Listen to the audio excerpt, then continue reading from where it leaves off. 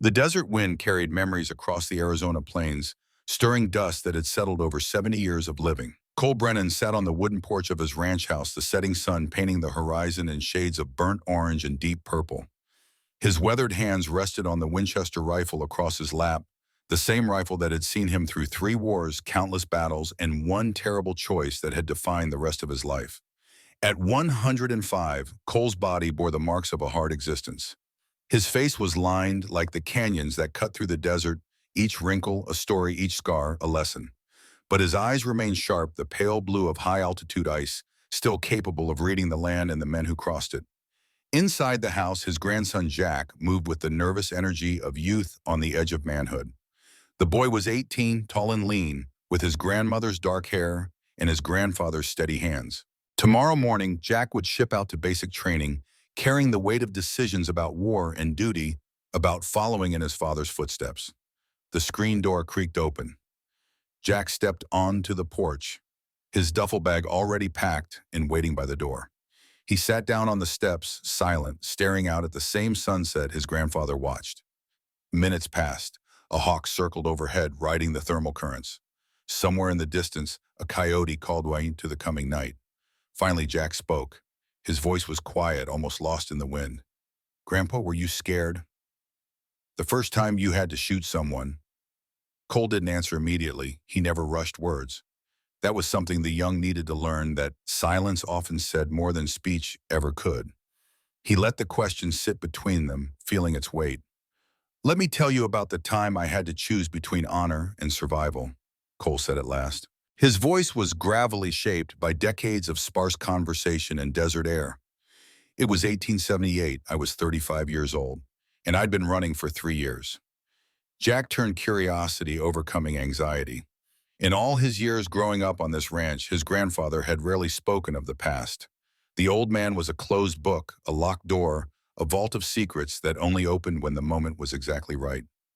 Cole closed his eyes, and the present fell away like dust from an old photograph. When he spoke again, his voice carried the cadence of memory of a story that had waited 70 years to be told. "It started 6 months before I ever met your grandmother," Cole said. "Started with blood and fire, and a little girl who lost her voice to violence.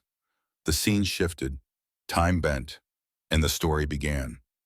The winter moon hung full and bright over the small Apache settlement near the Mexican border. It was January 1878, and the world was still finding its shape after the chaos of war and Reconstruction. This was a time when the frontier was neither fully wild nor fully tamed, when the old ways and the new collided in violence and compromise. Sarah McKenna sat by the fire watching her husband Daniel whittle a piece of cottonwood. Their daughter Ruth, 7 years old and bright as copper pennies, was already asleep in her bedroll, dreaming the uncomplicated dreams of childhood. Daniel was half Apache, half Irish, a man caught between two worlds and comfortable in neither. But he'd found peace here in this small community of families who asked no questions about bloodlines or backgrounds. He was tall and lean, with Sarah's people's high cheekbones and his father's green eyes. 20 acres, Daniel said quietly, not looking up from his whittling. His hands moved with practiced precision, shaping the wood into a small horse for Ruth. Good land near the river. $400. We'll have enough after the fall harvest. Sarah smiled, mending a shirt by firelight. Ruth will have a school, a real school, not just what we can teach her. She's smart, Daniel said with pride. Smarter than both of us. She'll make something of herself. She will, Sarah agreed. She'll have the life we couldn't. It was a common dream on the frontier. Parents sacrificing, saving, building toward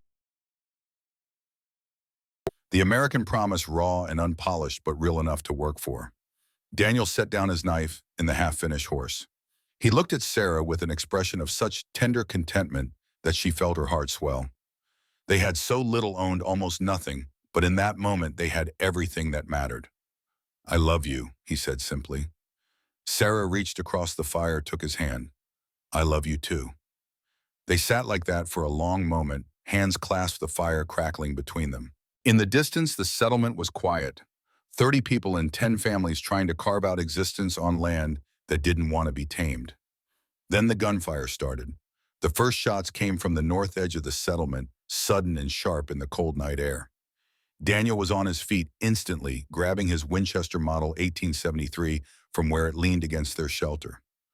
"Bandits," he said, his voice tight but controlled. "Sarah, take Ruth. The cave. Now."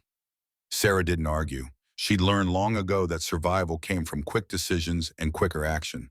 She scooped Ruth from her bedroll. The girl woke, confused, rubbing sleep from her eyes. "Mama." "Quiet, sweetheart. We have to hide."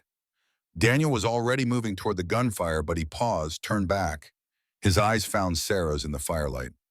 "Whatever happens," he said, "stay hidden. Don't come out. Don't make a sound. Promise me." "I promise," Sarah said. "Ruth promised Papa." Ruth, now fully awake and frightened by the fear in her parents' voices, nodded quickly. "I promise, Papa." Daniel kissed them both fast and fierce. Then he was gone, running toward the sound of violence with his rifle ready. Sarah grabbed what she could carry and ran the opposite direction Ruth clutched against her chest. The cave was 50 yards away, a narrow opening in the rock face that they'd found weeks ago. It was barely large enough for two people to squeeze inside, but it was hidden invisible from the settlement. They made it with seconds to spare. Sarah pressed herself and Ruth deep into the darkness, one hand over her daughter's mouth, the other clutching a knife. Through the narrow opening, they could see the settlement. Chaos had erupted. Fire bloomed in 3 places. Men on horseback rode through the camp, firing indiscriminately. These weren't soldiers or lawmen. They were raiders, the kind of men who preyed on isolated settlements for horses' supplies and the simple pleasure of destruction. Sarah counted 7 riders. They were after the horses, she realized. The settlement had recently acquired a herd of 50 animals, good stock, that could be sold for serious money in Mexico. She saw Daniel take position behind a wagon. Saw him raise his rifle. The Winchester barked once, twice, 3 times. One raider fell from his horse, then another. Daniel was a crack shot trained by Apache hunters in frontier necessity. But there were too many. Sarah watched, unable to look away, unable to help. She felt Ruth trembling against her, felt her daughter's rapid heartbeat like a trapped bird. She kept her hand firm over Ruth's mouth, knowing that one sound could kill them both. Daniel was reloading when the 3rd raider came around the wagon from behind. Sarah wanted to scream to warn him, but her promise held her silent. Daniel turned too late. The raider's pistol flashed in the firelight. Daniel went down. Sarah felt Ruth's scream build against her palm, felt her daughter's whole body convulse with the need to cry out. But she held firm, pressing harder, whispering desperately in Ruth's ear. "Silent, baby, silent, like Papa said. He wanted us safe. He wanted us safe." Ruth's eyes were wide with horror, staring at the place where her father had fallen. Tears streamed down her face, but she made no sound. Sarah felt something break in her daughter, in that moment felt innocence shatter like glass. The raid lasted another 10 minutes. When it was over, 12 people were dead, including Daniel. The raiders took the horses and disappeared into the night, leaving fire and grief behind. Sarah waited in the cave until dawn, Ruth silent and shaking in her arms. When the sun finally rose and she was certain the raiders were gone, she emerged. The settlement was destroyed. The survivors, 18 people out of 30, gathered in stunned silence. They looked at the dead, at the ruins, at the empty corral where their future had been. Sarah walked to Daniel's body. He lay on his back, eyes open to the lightening sky, the Winchester still in his hands. Around him were 15 spent shell casings. She looked toward where the raiders had fled and saw 3 bodies they'd left behind. Daniel had fought to his last breath, had died protecting his family and his people, had given Ruth and Sarah the chance to survive. Sarah knelt beside him. She didn't cry, couldn't cry. Grief this deep went beyond tears, settled in the bones, and blood became part of the body's architecture. Ruth stood beside her, mother staring at her father's face. Her mouth moved, but no sound came out. She tried again. Nothing. The words were gone, stolen by trauma, locked behind a wall of horror that a 7-year-old mind couldn't process. Sarah noticed, gathered her daughter close. "It's all right, baby. You don't have to talk. Mama understands." But she knew that something had changed in Ruth that night, something that might never change back. They buried Daniel in the rocky soil along with the others who had fallen. The settlement's medicine woman spoke words in Apache over the graves. The survivors stood in a circle, heads bowed, understanding that this was the end of their small community. By that afternoon, the decision had been made. The settlement couldn't survive. Too few people, too little security, too much death. Families packed what they could carry and scattered in different directions. Some went north to the reservations, some south to Mexico, some east to try their luck in the territories. Sarah was left with a choice. Daniel's Winchester still loaded with the last 5 rounds he'd never fired. A leather bag containing $127, all that remained of their savings. A bedroll, a cooking pot, a knife. And Ruth, silent and traumatized, clutching the half-finished wooden horse her father would never complete.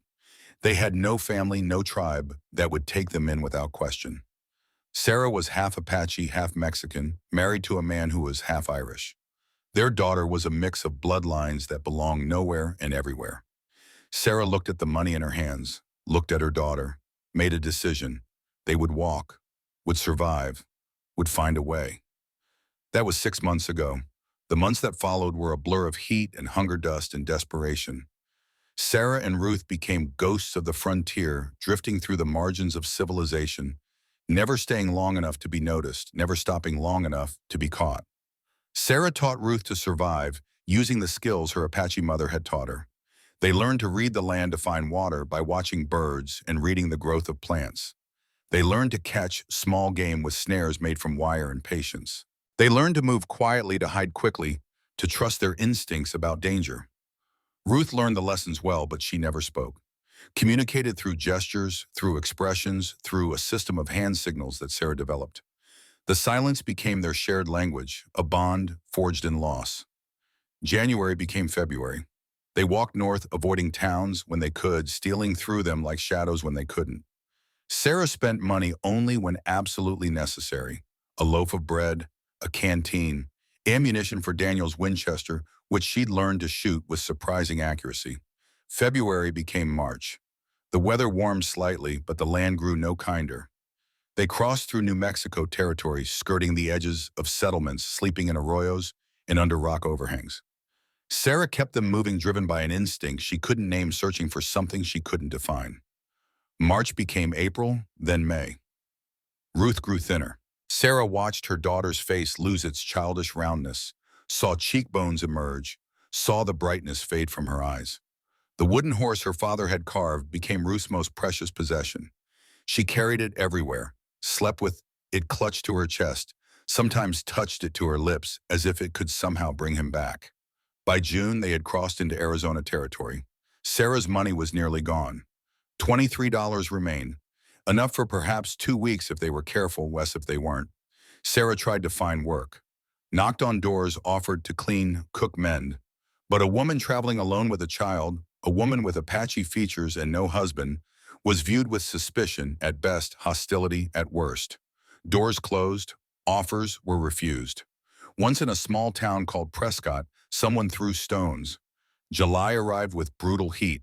Sarah counted her remaining money, $2.75.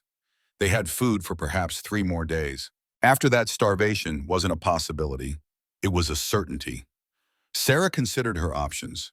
She could steal, but that would likely get her hanged and Ruth sent to an orphanage where Apache blood was not welcome.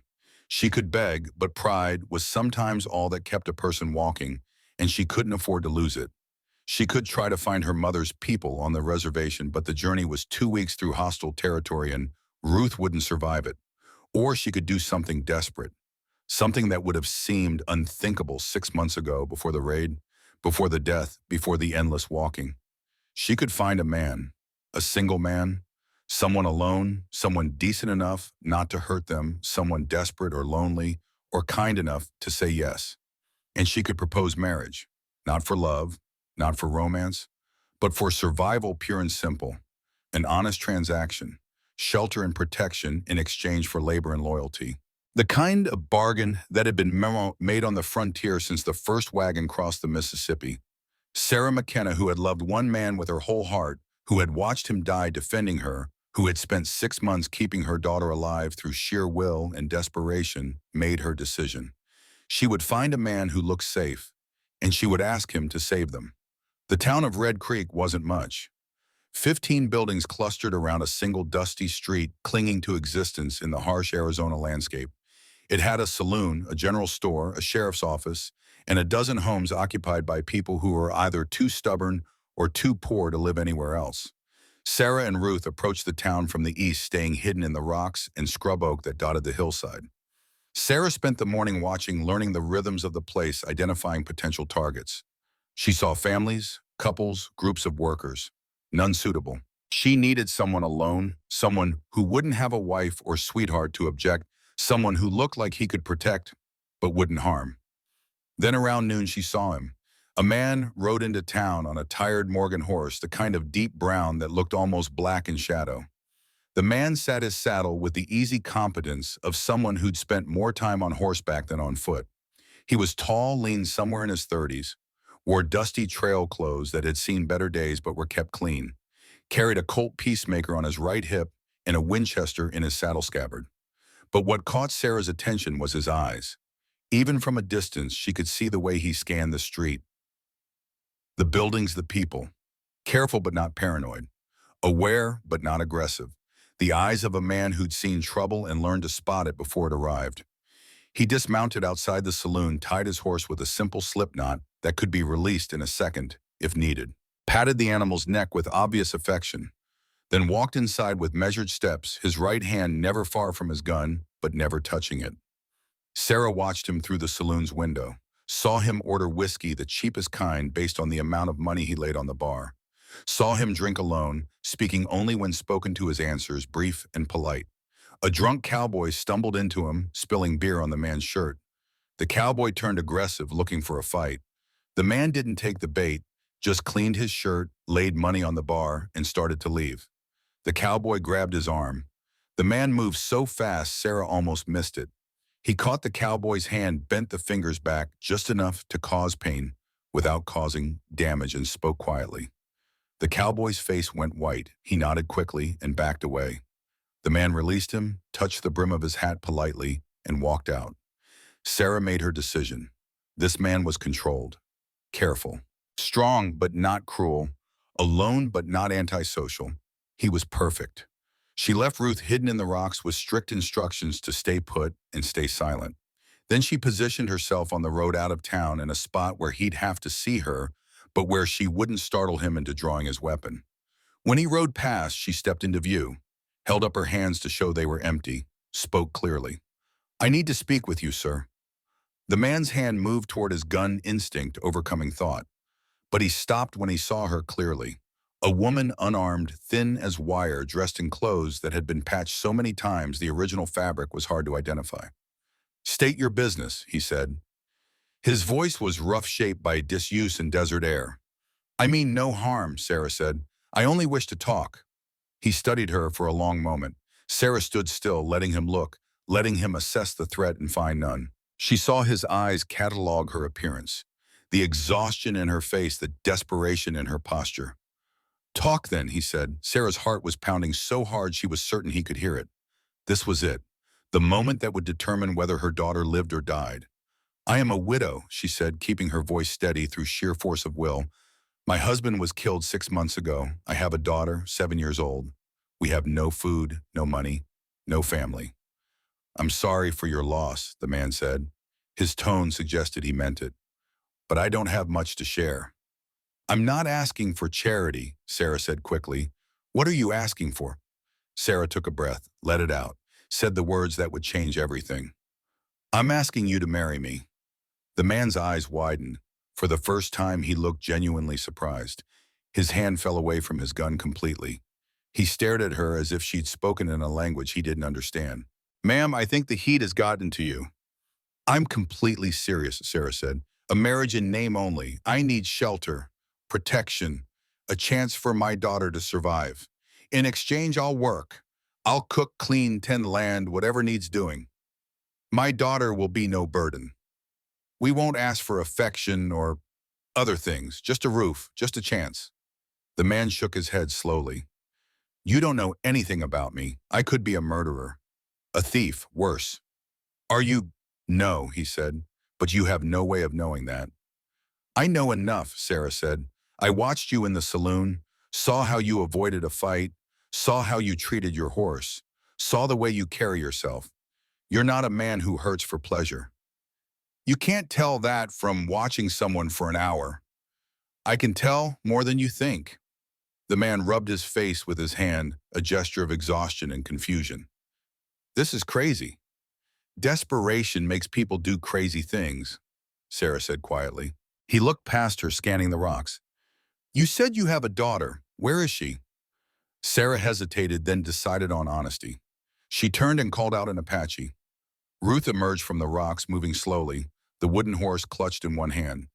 The man watched Ruth approach, saw how thin she was, how her clothes hung on her like laundry on a line, saw the fear in her eyes and the trust she showed by coming when her mother called. What's her name? He asked. Ruth, she's 7. She doesn't speak, hasn't since the night her father died. The man's jaw tightened. Something passed across his face, too quick to read, but Sarah saw it. Recognition of some kind. Shared pain.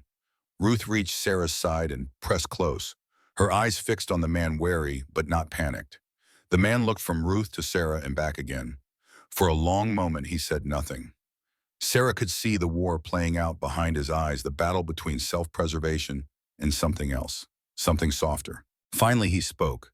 I can't make promises. I don't stay in one place long. Trouble follows me.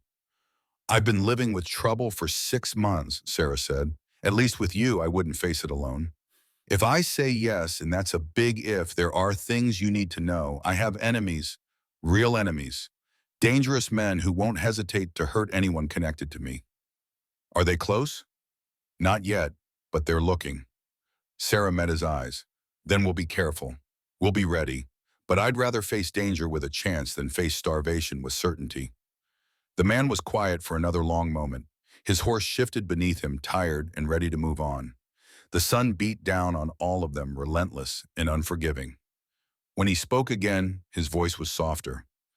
Where are you staying? Hope flared in Sarah's chest, bright and terrifying. Near the dry creek, under the cottonwood trees. I'll ride by tomorrow morning, he said. No promises. But I'll think on it. Sarah felt her knees go weak with relief. It wasn't yes, but it wasn't no. It was a chance. Thank you, she said. Thank you for listening. The man touched his hat brim, a gesture of respect that felt almost formal. Then he turned his horse and rode away, dust rising in his wake. Sarah watched until he disappeared from view. Then she sank down to her knees, gathering Ruth into her arms, holding her daughter as tightly as she dared. Ruth made a gesture with her hands, a question in their private language. Will he help Sarah sign back? I don't know, sweetheart, but he might. That's more than we had this morning. They walked back to their camp by the dry creek where the cottonwood trees provided shade, and the memories of Daniel seemed less heavy. Sarah built a small fire and cooked the last of their food, a thin soup made from dried beans and hope. That night, as Ruth slept curled against her side, Sarah stared up at the stars and thought about the man. She didn't even know his name, didn't know where he came from or where he was going, didn't know if he would keep his word and come back in the morning. But she'd seen his eyes, and in those pale blue depths, she'd seen something she recognized. Not kindness exactly, not even mercy, but understanding. The look of someone who knew what it meant to be desperate, to be hunted, to be alone. Maybe that would be enough.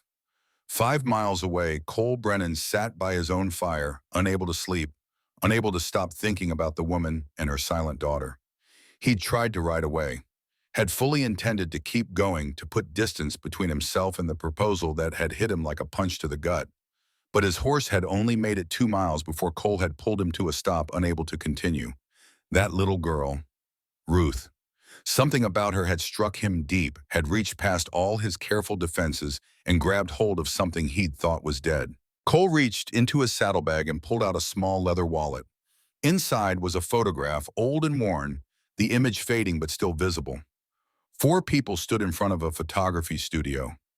Cole, 25 and fresh from the war, his face unlined and his eyes still capable of joy.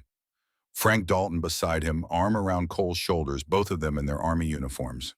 And in front of them, 2 boys.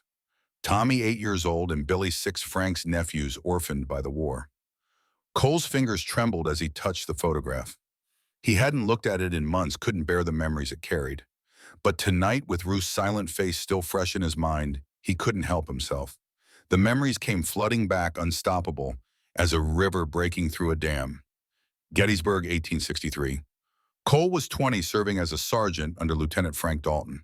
They had been friends before the war, had grown up in neighboring towns in Pennsylvania, had enlisted together in a fever of patriotic enthusiasm.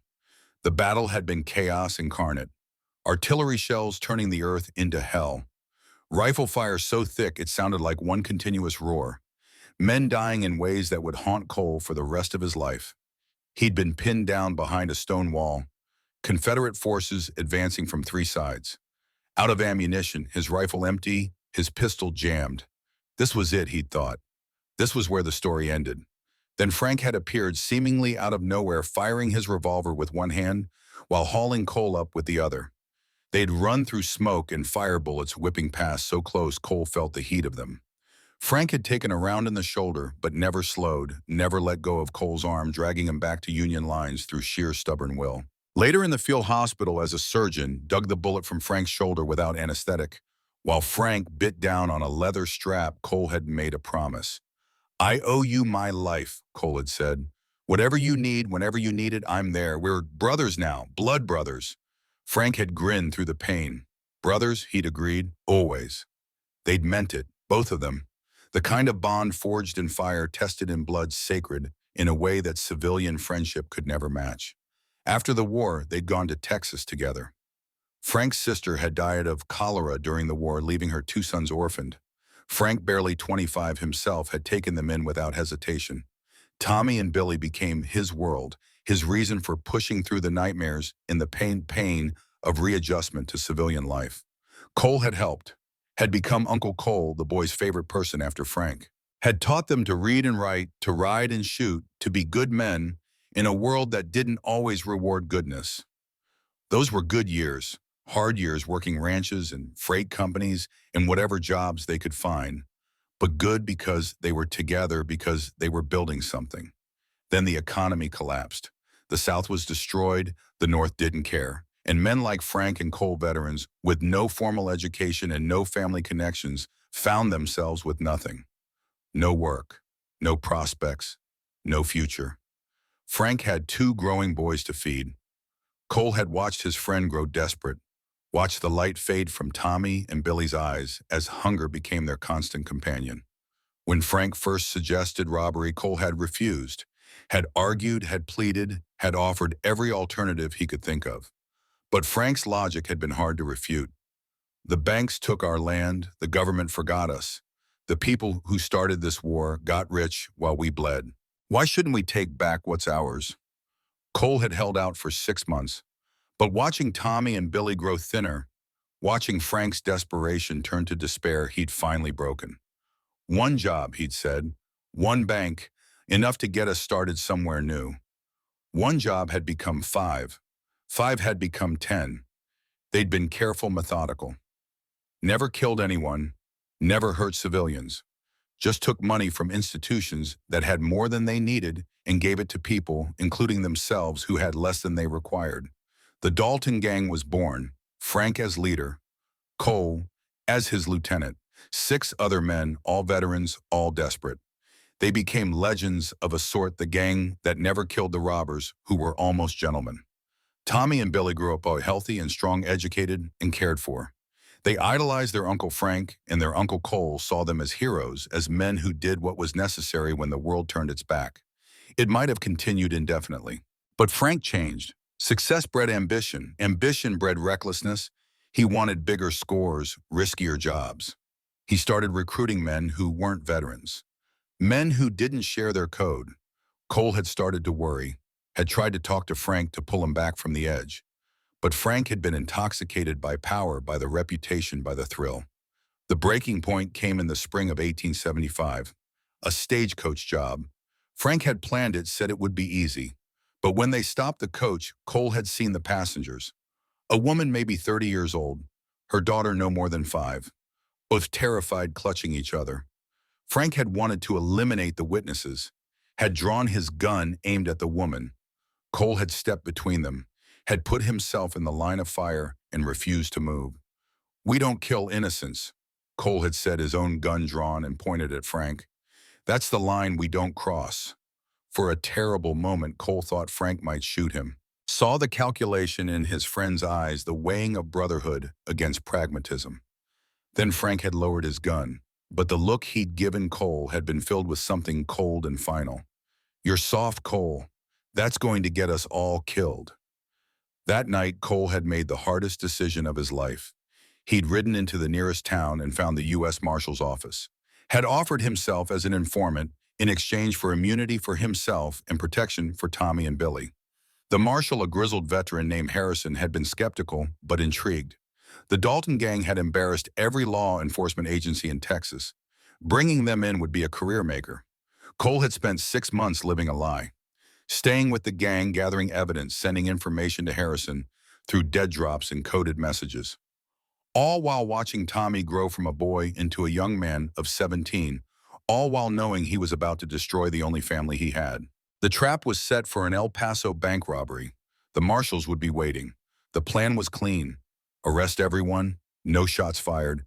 Cole would walk away and start over somewhere else. But plans made by men rarely survive contact with reality. The robbery had gone wrong from the start. Someone had tipped off the gang, not about the trap, but about extra cash in the vault. Frank had brought more men, including Tommy, who'd begged to be allowed to prove himself. When the marshals sprang the trap, it was chaos. Gunfire erupted. Men died. Cole had tried to control it, tried to shout for everyone to stand down. He'd seen Tommy go down, seen the boy, his boy, in all but blood, take a bullet to the chest from a marshal's rifle. Had run to him, cradled him, watched the light fade from eyes that looked at him with betrayal and confusion. "Uncle Cole," Tommy had whispered. "Why?" Cole had no answer, could only hold him as he died. When the smoke cleared, 4 gang members were dead, including Tommy. 4 more were captured, including Billy, who'd been wounded but survived. Frank and 2 others had escaped. Cole had tried to see Billy in jail. The boy had been 15, technically still a minor, and the marshal had agreed to release him rather than charge him. But when Cole walked into that cell, Billy had looked at him with such hatred that Cole had physically recoiled. "You killed Tommy," Billy had said. "You killed him. You're no uncle of mine. You're nothing."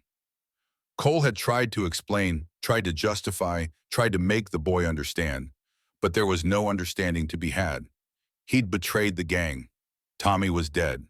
That was all that mattered. And Frank had appeared outside the jail window that day, staring in at Cole with eyes full of murder and madness. "I trusted you," Frank had shouted. "You were my brother, and you killed my boy." "Frank, I tried to stop it. I tried." "You set the trap. You brought the marshals. Tommy's blood is on your hands. And I swear to God, Cole Brennan, I will make you watch everyone you love die before I kill you. You'll know the pain you gave me. I promise you that." True to his word, Frank had hunted Cole for 3 years. Every time Cole tried to settle, tried to build a life, Frank had found him. Had killed anyone Cole got close to. Had burned his attempts at peace to ash and bone. Mary Wilson, the school teacher in New Mexico. Sweet and kind, with plans to marry Cole and give him the family he had lost. Frank had shot her in her own classroom, left her body at the desk where she taught children to read. Mr. Peterson, the ranch owner in Colorado, who'd given Cole work and asked no questions. Frank had burned the ranch with Peterson inside, left a note for Cole that simply said, "This is what you deserve." For 3 years, Cole had run. Had become a ghost, avoiding his connections, avoiding people, avoiding anything that might give Frank another target. Until today. Until a desperate woman had proposing marriage to save her daughter's life. Until a silent little girl had looked at him with eyes that reminded him so much of Tommy and Billy that it physically hurt. Cole stared into his fire, the photograph still in his hands. He thought about Frank, who was out there somewhere, still hunting, still hating, still promising vengeance. Thought about Sarah and Ruth, who needed help he could provide, but probably shouldn't. Thought about the man he'd been before the betrayal, before the death, before the running. A man who'd made a promise to always be there for the people who mattered. He'd broken that promise once. Had let Tommy die because of choices Cole had made. Had destroyed a family in the name of doing what was right. Could he do it again? Could he let another woman and child starve because protecting himself was safer than protecting them? Closed his eyes. Let the question sit with him. Let the weight of it press down. When he opened his eyes again, he knew his answer.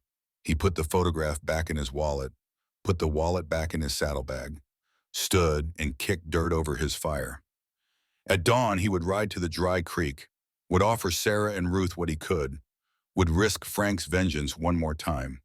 Because running forever wasn't living. It was dying by inches. And Cole Brennan had been dying for 3 years. Maybe it was time to try living again, even if it killed him. The desert night settled deep and cold around him. In the distance, a coyote howled. Cole looked up at the stars, the same stars that had watched over battlefields and betrayals over death and desperation. Tomorrow, he thought, everything changes. Tomorrow, he would make a choice that would define the rest of his life. Tomorrow, the running would stop. Dawn came to the Arizona desert with its usual stark beauty. The sky lightened from black to deep purple to pale gold, painting the landscape in shades of amber and rose. Cole Brennan had been awake for hours, sitting beside the cold ashes of his fire, watching the stars fade one by one. He hadn't slept, couldn't sleep.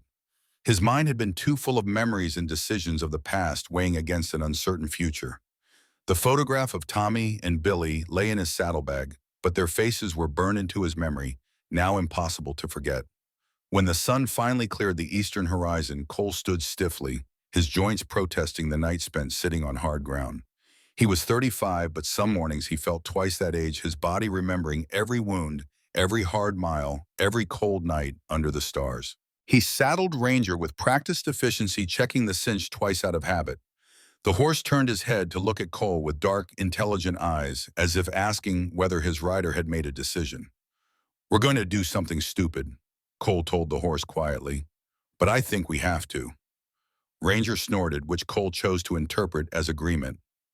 The ride to the dry creek took 30 minutes. Cole approached, carefully scanning the landscape for any sign of danger.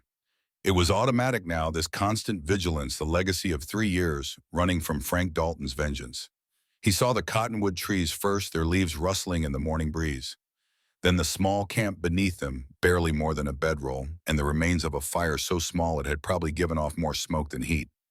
Sarah was already awake. She stood when she saw him coming, one hand instinctively moving to Ruth, who sat nearby watching birds hop between the branches above. Cole stopped his horse 20 feet away. For a long moment, neither of them spoke. The morning air was cool and clean, carrying the scent of sage and juniper. Sarah looked different in the morning light. Younger somehow, despite the lines of worry around her eyes. Her dark hair was pulled back in a simple braid, and she stood with her spine straight, shoulders back, meeting his gaze without flinching. "You came back," she said finally. Her voice was steady, but Cole could hear the relief underneath. "Said I would think on it," Cole replied. "Did my thinking." And Cole dismounted, keeping his movements slow and unthreatening. Ruth watched him with those wide, solemn eyes, clutching the half-finished wooden horse her father had carved. "I have a place," Cole said, "about 40 miles west of here. 2 days' ride. It's not much. Small cabin needs work. Land's half desert, but there's water and some good soil. It's isolated. That might be good or bad depending on how you look at it." Sarah's hands trembled slightly, but her voice remained calm. "We're not afraid of work or isolation." "You should be afraid of what comes with me," Cole said. He needed her to understand, to know what she was getting into. "I told you I have enemies. I need to be honest about what that means." "Then be honest." Cole took a breath. This was the moment of truth, the place where he either committed or walked away. 3 years ago, I was a U.S. Marshal. I infiltrated a gang of outlaws. They trusted me. One of them was like a brother. When I turned them in, there was a shootout. A boy died, 17 years old. The gang leader was his uncle. He swore he'd kill everyone I ever cared about, and he's kept that promise twice now. Sarah listened without interrupting. When he finished, she was quiet for a moment. Then she asked, "Was what you did right?" "Turning them in, they were killers, or becoming killers. I thought I could save some of them. Instead, I got one of them killed." "That's not what I asked. Was it right?" Cole met her eyes. "Yes, they needed to be stopped, but that doesn't make the consequences easier to bear." Sarah nodded slowly. "My husband died protecting us from bandits. He could have run, saved himself. He chose to stand and fight. It was right, but it still cost him his life. I understand the weight of right choices." If this man finds you, he won't hesitate to hurt you and Ruth. You need to know that. Is he close? I don't think so. I've been careful. But he's patient. He'll keep looking. Sarah looked down at Ruth, then back at Cole. We're already dying slowly. Starvation is just as certain as a bullet, just slower and more painful. At least with you, we have a chance at something more than just surviving until we don't. Cole studied her face, looking for doubt or fear. He found determination instead, the kind of steel that couldn't be taught, only forged through suffering. There's something else you should know, Cole said. This won't be a real marriage, in name only, like you said. I'll sleep in the barn or build a separate place. You and Ruth will have the cabin. I won't ask for anything beyond what's practical. A marriage is a legal contract, Sarah said. It should benefit both parties. You provide shelter and protection. I provide labor and cooking. Ruth helps where she can. We all contribute. That's fair. And if this enemy of yours does find us, we face it together. I can shoot. I can fight. I'm not asking you to protect us while we cower. We're partners in this, or it doesn't work. Cole felt something shift in his chest. This woman wasn't looking for a savior. She was looking for an ally. The distinction mattered. All right, he said. Partners. Sarah extended her hand. Cole shook, feeling the calluses on her palm, the strength in her grip. This was a woman who'd worked hard all her life and wasn't afraid to work harder. Ruth had been watching this entire exchange in silence. Now she stood and walked over to Cole, looking up at him with those grave, assessing eyes. She made a series of hand gestures that Cole didn't understand. Sarah interpreted. She wants to know what to call you. Cole knelt down so he was at Ruth's eye level, and the girl didn't flinch or step back, which he took as a good sign. You can call me Cole, he said, or Mr. Brennan if that feels more proper. Whatever you're comfortable with. Ruth considered this, then made more gestures. She says Cole is fine, Sarah translated. She also says thank you for coming back. Cole felt a lump form in his throat. He swallowed it down. You're welcome, Ruth. I'm going to do my best by you and your mother. That's a promise. Ruth nodded solemnly as if sealing a contract. Then she did something unexpected. She reached out and touched the wooden horse in her pocket, then pointed at Cole's saddlebag. She wants to know if you have tools, Sarah said. She'd like to finish carving her horse. Her father started it before he died. Cole thought about this. I have a knife and some skill with wood. Maybe I could help if that would be all right. Ruth's face lit up, the first real expression of joy Cole had seen from her. She nodded eagerly. After we settle in, Cole said, first we need to make this legal, then we travel, then we work on horses and everything else. Sarah's eyebrows raised. Legal, marriage certificate, proper documentation. If something happens to me, you and Ruth need to have clear ownership of the land. Can't do that without legal marriage. Where do we do that? Judge in Red Creek, man named William Crawford. He's tough but fair. Doesn't care much about what other people think, which will help given the circumstances. Sarah understood immediately. A white man marrying an Apache woman would raise eyebrows at best, hostility at worst. Having a judge who didn't care about social conventions was crucial. Let's go then, she said. They packed up the small camp, which took less than 5 minutes since there was so little to pack. Ruth rode in front of Sarah on Ranger, while Cole walked alongside leading the horse. It was slower this way, but easier on the animal. The walk into Red Creek gave Cole time to prepare Sarah for what was coming. People will stare, he said. Some will say things. I need you to ignore it. I've been ignoring it for 6 months, Sarah replied. I can ignore it longer. Crawford will ask questions. He'll want to make sure you understand what you're doing. I understand perfectly. He might try to talk you out of it. He won't succeed. Cole glanced up at her. She sat straight in the saddle Ruth held securely in front of her, her face set with determination. This woman had walked across Arizona territory with a child surviving on scraps and will. A few harsh words from townspeople weren't going to break her. They reached Red Creek around mid-morning. As Cole had predicted, people stared. Conversations stopped as they passed. A woman pulled her children inside. A man spat in the dirt. Cole kept walking, eyes forward, hand never far from his gun. Not because he wanted a fight, but because he needed to project the confidence that would prevent one. Judge Crawford's office was attached to his home, a small adobe building at the end of town. Cole tied Ranger to the hitching post and helped Sarah and Ruth down. "Let me do most of the talking," Cole said quietly. "Crawford's known me for years. He'll listen to me." Sarah nodded. Cole knocked on the door. A moment later, it opened to reveal Judge William Crawford, a man of 60 with iron gray hair and eyes that missed nothing. He'd been a judge on the frontier for 30 years, had seen everything humanity had to offer, and been disappointed by most of it. He looked at Cole, then at Sarah and Ruth. His expression didn't change, but something flickered in his eyes. "Cole Brennan," he said, "thought you'd left the territory." "Thought so too," Cole replied. Things changed. Crawford's gaze moved to Sarah. "This the change. Judge Crawford, this is Sarah McKenna and her daughter Ruth. I'd like you to marry us." Crawford was quiet for a long moment. Then he stepped back and gestured them inside. The office was small but organized, lined with law books and court records. A large desk dominated the center of the room, covered with papers and a brass lamp. Crawford moved behind the desk, sat down, gestured for them to sit across from him. Cole and Sarah sat Ruth standing between them. "Mrs. McKenna," Crawford said, his voice formal but not unkind. "Do you understand what you're doing?" "Yes, sir."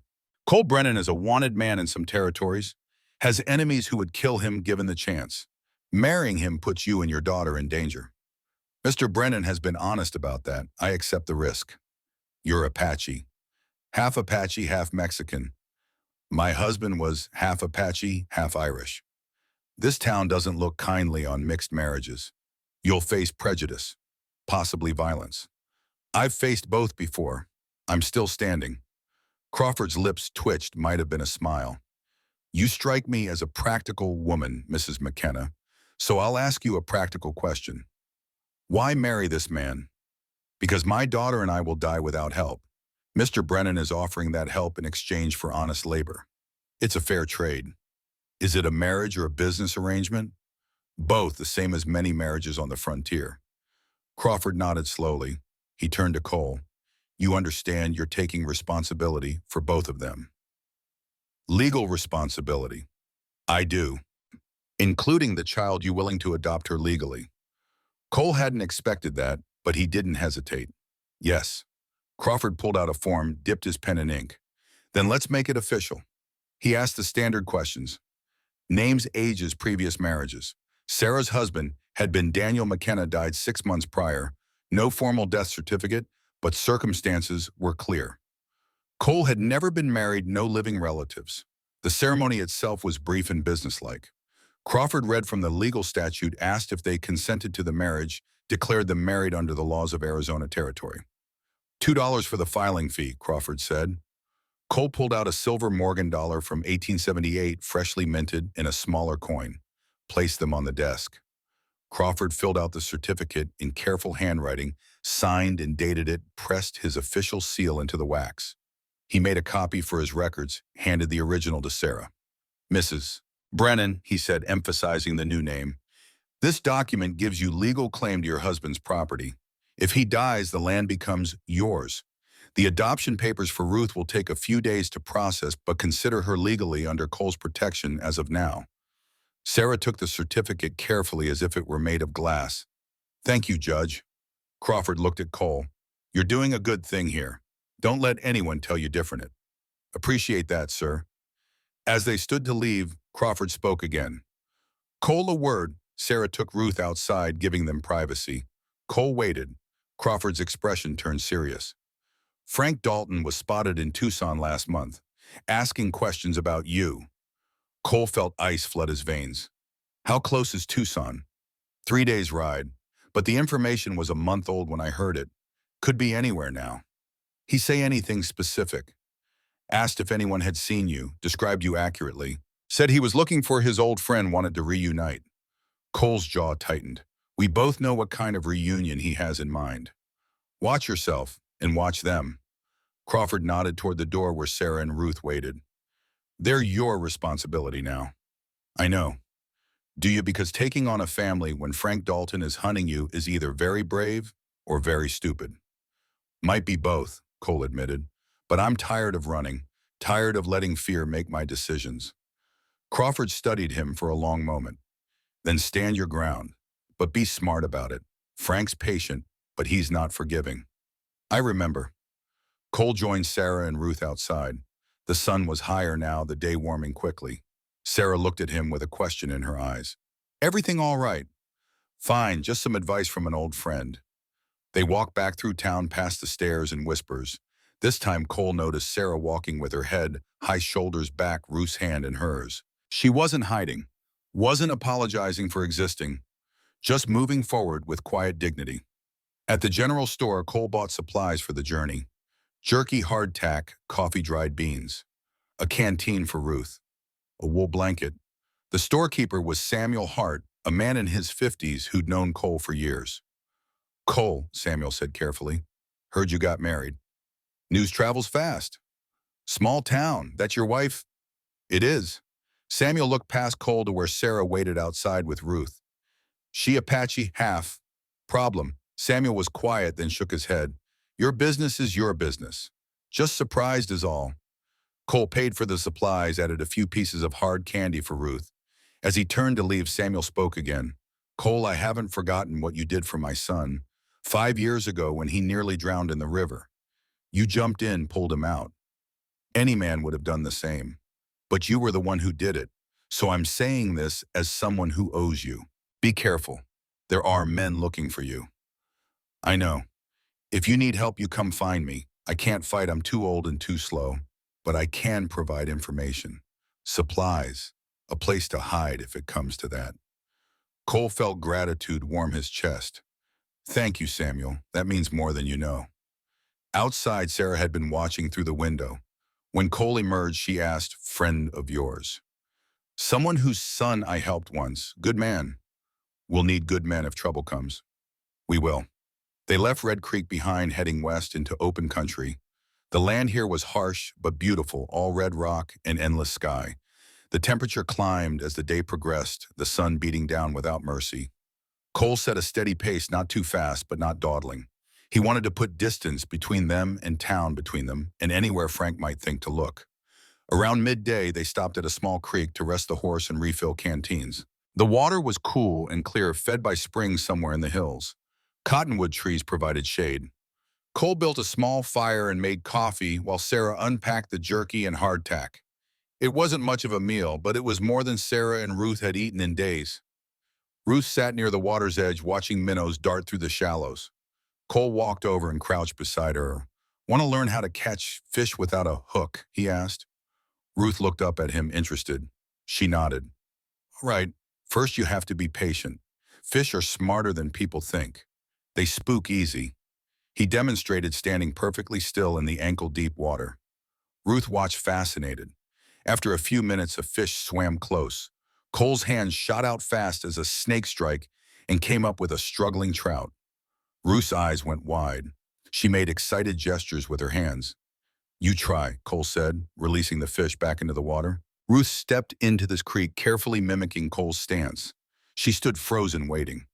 A fish approached, and she grabbed for it, but too slow. The fish darted away. She looked disappointed, made a frustrated gesture. Takes practice, Cole said.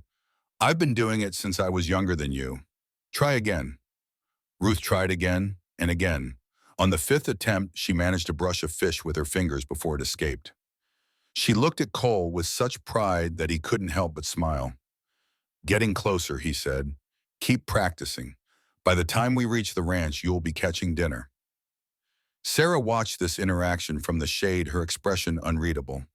When Cole returned to the fire, she spoke quietly. You're good with her. Had practice. A long time ago. The boy who died, Cole tensed. How did you know? The way you looked when you told me about him, and the way you look at Ruth, like you're seeing someone else. Cole was quiet for a moment. His name was Tommy.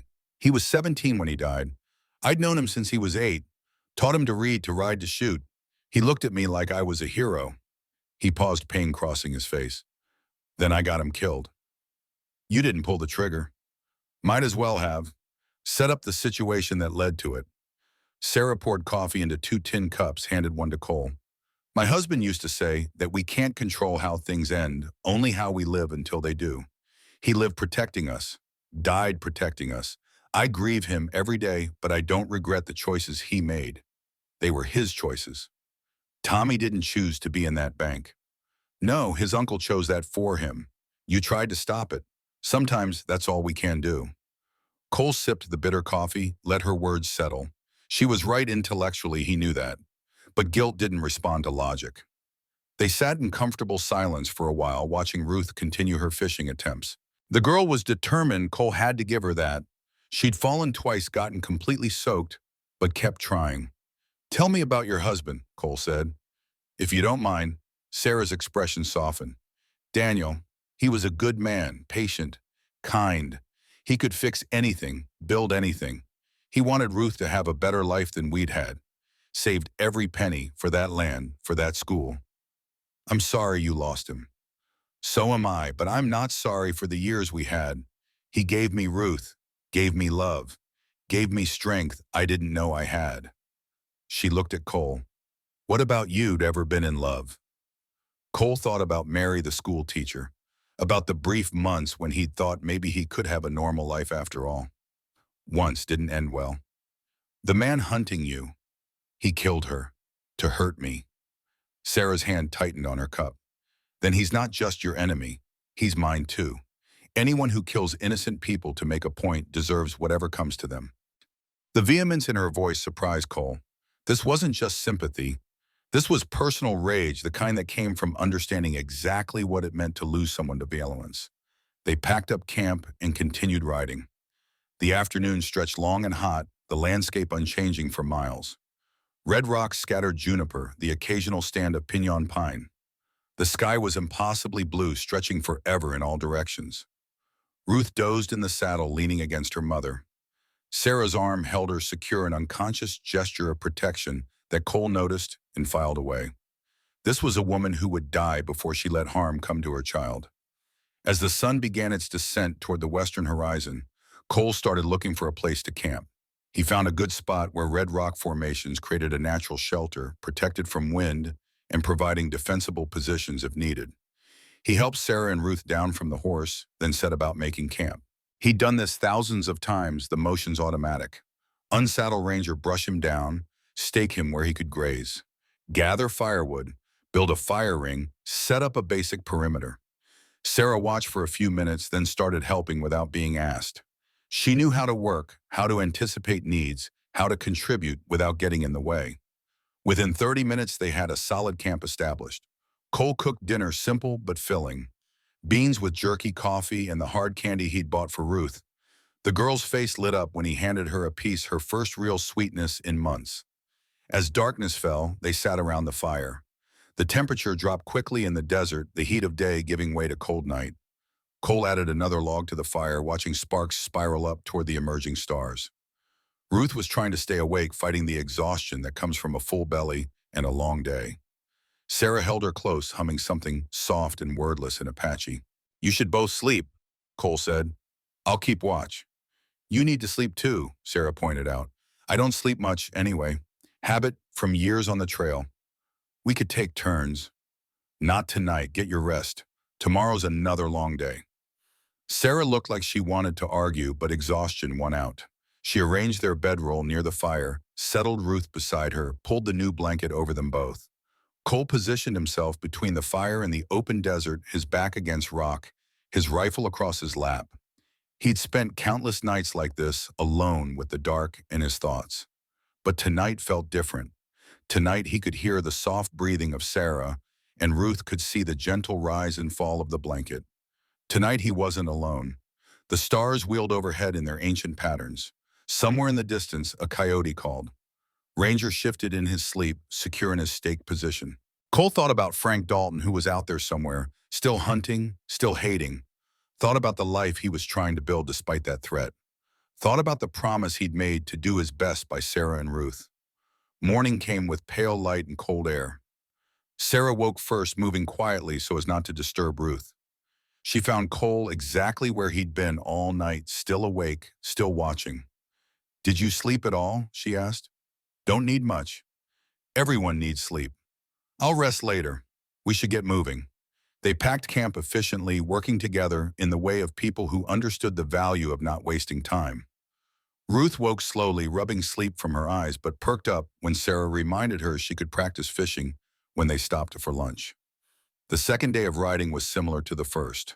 Hot sun, endless sky landscape that changed slowly from red rock to more varied terrain. They saw a herd of pronghorn in the distance, watched hawks circle overhead, startled a rattlesnake that had been sunning itself on a rock. At midday, they stopped at another creek. True to her determination, Ruth managed to catch a small fish after 20 minutes of patient waiting. She held it up triumphantly, made excited gestures with her free hand. Cole cleaned the fish and cooked it over a small fire. It was barely a mouthful each, but Ruth's pride in providing food for the group was clear on her face. "Good work," Cole said seriously. "You're learning fast." Ruth beamed. As they rested in the shade, Cole pulled out his knife and a small piece of wood. He began whittling his hands, moving with practiced skill. Ruth noticed immediately. She pulled out the half-finished horse her father had started, held it out to Cole with a question in her eyes. "Want me to finish it?" Cole asked. Ruth nodded eagerly. Cole took the small carving, examining it carefully. He could see where Daniel had started, could read the intent in the rough shape. It was meant to be a Mustang, proud and free, the kind of horse that represented everything wild about the frontier. "Your father had skill," Cole said. "This is good work. I'll do my best to honor it." He began to carve, removing tiny slivers of wood with each careful cut. Ruth sat beside him, watching intently, learning through observation. Sarah watched them both, her expression complex. This man, this stranger, who'd agreed to marry her out of some combination of decency and desperation, was completing a task her dead husband had started, was teaching her daughter skills Daniel would have taught, was filling in small ways the massive hole Daniel's death had created. After an hour, the horse was finished. Cole had shaped the mane, defined the legs, carved details into the face. He sanded it smooth with a piece of leather, then handed it back to Ruth. The girl held the finished horse with reverence, turning it over in her hands, examining every detail. Then she looked up at Cole and tears streamed down her face. She threw her arms around him, pressing her face against his chest, her whole body shaking with silent sobs. Cole froze, uncertain. He looked at Sarah helplessly. Sarah's own eyes were wet. She's saying thank you for finishing what her father started, for caring enough to do it right.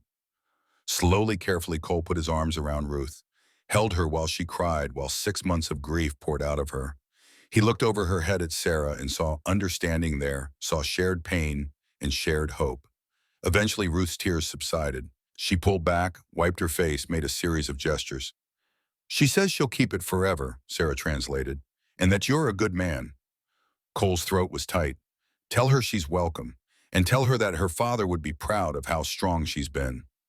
Sarah signed to Ruth. The girl nodded solemnly, then tucked the wooden horse carefully into her pocket. They rode through the afternoon with a new ease between them. Some barrier had been crossed, some initial distance bridged. They were starting to become something more than strangers bound by convenience. As the sun touched the western horizon, Cole pointed ahead. "There, that's home." In the distance, barely visible in the fading light, was a small cabin. It sat alone in a landscape of sea and juniper, backed by low hills facing toward a spectacular sunset. It wasn't much. The roof clearly needed repair. The fence around the property was broken in places. The land was rough and only partially cultivated. But to Sarah, it looked like paradise. It looked like possibility. It looked like home. The cabin was smaller than it had looked from a distance. One room with a stone fireplace, a single window covered with oiled paper, and a dirt floor that had been packed hard by time and use. The roof sagged in the middle and daylight showed through gaps in the wooden shingles, but it had 4 walls and a door that closed. To Sarah, who had slept under stars and in caves for 6 months, it was a mansion. Cole dismounted and helped Sarah and Ruth down. The girl immediately ran to explore her silent footsteps, quick and light. Sarah stood looking at the cabin, the land around it, the hills in the distance painted purple by the setting sun. "It's not much," Cole said, suddenly aware of how rough everything looked. "I know it needs work." "It's wonderful," Sarah said simply. She turned to face him, and her eyes were bright with emotion she didn't try to hide. "Thank you, Cole, for all of this." Cole felt uncomfortable with gratitude, and especially when he felt he was getting the better end of this bargain. A woman who could work, who could cook, who brought purpose to a life that had been empty for 3 years. He was the one who should be grateful. "Let's get settled before dark," he said, changing the subject. They unloaded what little they had. Cole showed Sarah the inside of the cabin. The fireplace worked, the chimney drew well. There was a rough table and 2 chairs he'd made himself, a shelf for supplies, hooks on the wall for hanging clothes or tools. "I'll sleep in the barn," Cole said, gesturing to the structure 50 yards away. It was in better shape than the cabin actually, since he had spent more time there. "The cabin is big enough to share," Sarah said. "We can hang a blanket to divide the space." Cole hesitated. "People will talk." "People are already talking. We're married, legally. There's nothing improper about married people sharing a home." She was right, of course. And sleeping in the barn made sense for a few nights, but not for the long term. The Arizona winter could be brutal. "All right," Cole agreed, "but we do it proper. Separate sides, respect for privacy." "Of course." And they found an old blanket in the barn and strung it across the cabin using rope and nails. It created 2 distinct spaces, each with enough room for a bedroll and personal items. Ruth explored everything with wide eyes, touching the stone fireplace, looking out the window at the darkening landscape, running her hands along the rough wood walls. She seemed delighted with it all, this permanent shelter, after so many months of temporary camps. Cole built a fire in the fireplace while Sarah unpacked their supplies. The cabin began to warm, and the smell of wood smoke filled the air. It was a good smell, the smell of home and safety. For dinner, Sarah made something more substantial than trail food. She used the last of the beans, some wild onions she'd found near the creek, and strips of jerky. It wasn't fancy, but it was hot and filling. They ate at the small table, Ruth sitting on the floor nearby, still clutching her finished wooden horse. The fire crackled and popped. Outside nights settled, completely bringing stars so bright they seemed close enough to touch. "Tomorrow I'll show you around the property," Cole said, "where the good water is, where the soil's best for planting, where the fence needs the most work. And I'll start making a list of supplies we'll need," Sarah said. "Seeds for a garden, tools, fabric for curtains, and proper blankets." "Money's tight," Cole warned. "I have some saved, but not much." "Then we'll be careful. Buy only what's essential." After dinner, Ruth began to nod off, exhausted from the long journey. Sarah tucked her into their bedroll on one side of the blanket divider, singing softly in Apache. The melody was beautiful and sang a lullaby from a culture that was being systematically destroyed. Cole sat by the fire, cleaning his rifle. He'd learned long ago that good maintenance was the difference between a weapon that worked when you needed it and a piece of useless metal. He broke down the Winchester, cleaned each piece, carefully oiled. The moving parts, reassembled it with practiced precision. Sarah emerged from behind the blanket, leaving Ruth sleeping. She sat in the other chair, watching Cole work. "You're very skilled with that," she observed. "Had good teachers and a lot of practice." The war, that and after, being a marshal meant knowing your weapons better than the men you were chasing. Sarah was quiet for a moment. Then she said, "Tell me about the boy, Tommy, if you want to." Cole's hand stilled on the rifle. He hadn't talked about Tommy to anyone in 3 years. The grief was too raw, the guilt too heavy. But sitting here in the firelight with this woman who had her own griefs to carry, he found himself wanting to speak. "He was a good kid," Cole said slowly. "Smart, funny, had his uncle's stubbornness, but also a good heart. He wanted to be like Frank, wanted to make him proud. I tried to steer him away from the outlaw life, but Frank was his hero. Nothing I said could compete with that." "How old was he when you met him?" 8, just a little boy who'd lost his parents to cholera. Frank took him and his brother in without hesitation. Loved those boys more than anything.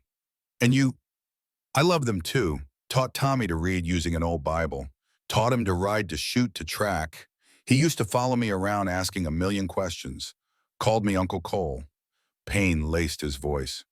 "He died calling me that, asking me why I'd betrayed them." Sarah reached across the table, placed her hand over his. "You were trying to save him. I got him killed instead. His uncle got him killed by bringing him to that robbery. You were trying to stop the violence. There's a difference." Cole wanted to believe that, had been trying to believe it for 3 years. But the image of Tommy's face, confused and betrayed, as life left his eyes, haunted Cole's dreams. "Frank doesn't see it that way," Cole said. "To him, I'm the one who pulled the trigger. And in a way I did.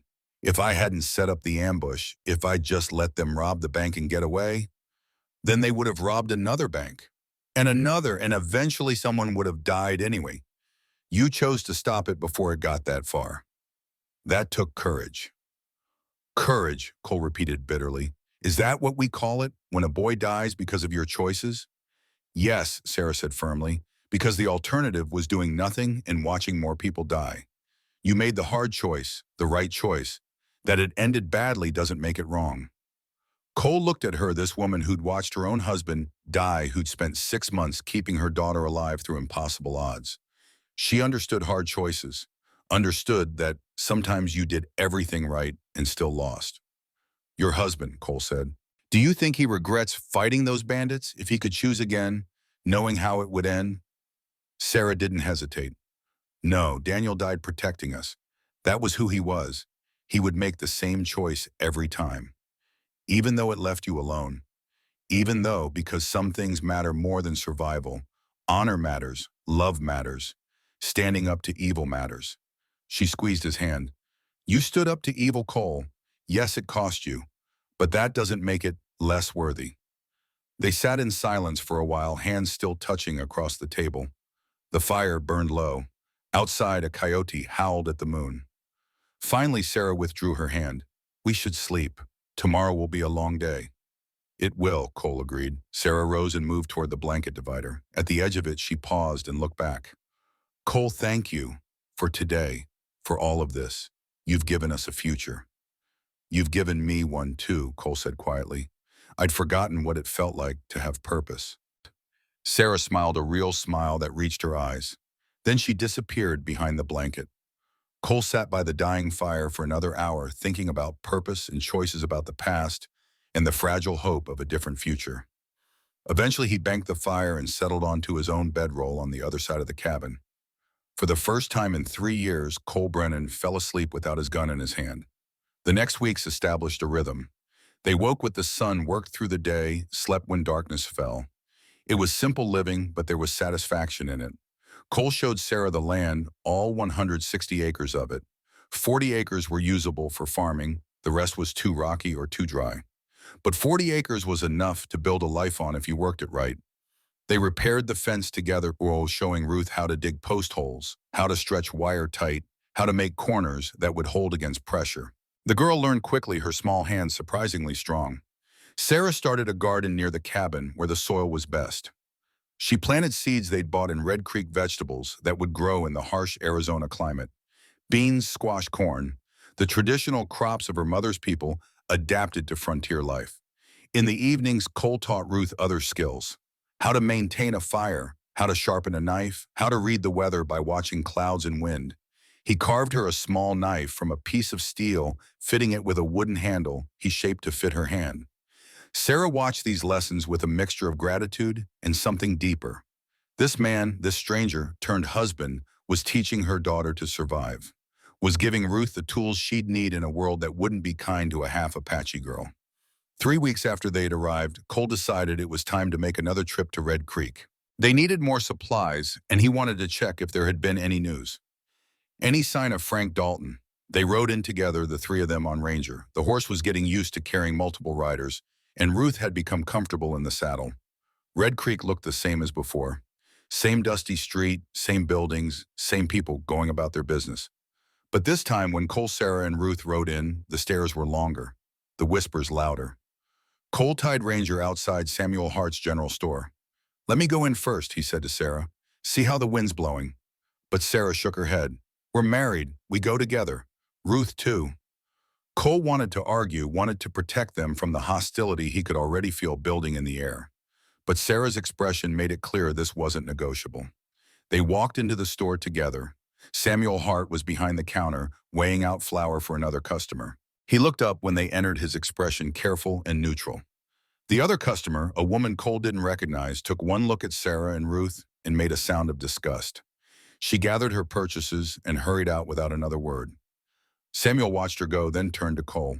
Cole, Mrs. Brennan, what can I do for you? Need supplies, Cole said, pulling out his list. Flour, salt, sugar, some fabric if you have it, seeds for more planting. Samuel read the list, nodding. I can get most of this. The fabric I'll have to check in back. He disappeared into the storeroom, leaving them alone in the shop. Through the window, Cole could see people gathering outside looking in. Word was spreading quickly. Ruth pressed close to Sarah, sensing the hostility even if she didn't fully understand it. Sarah put a protective arm around her daughter, her face calm, but her eyes watchful. Samuel returned with the fabric. "This is what I have. Good sturdy cotton. Fair price." As he wrapped their purchases, the door opened. A woman entered, someone Cole recognized as one of the town's more prominent citizens. Margaret Preston, wife of the largest landowner in the area.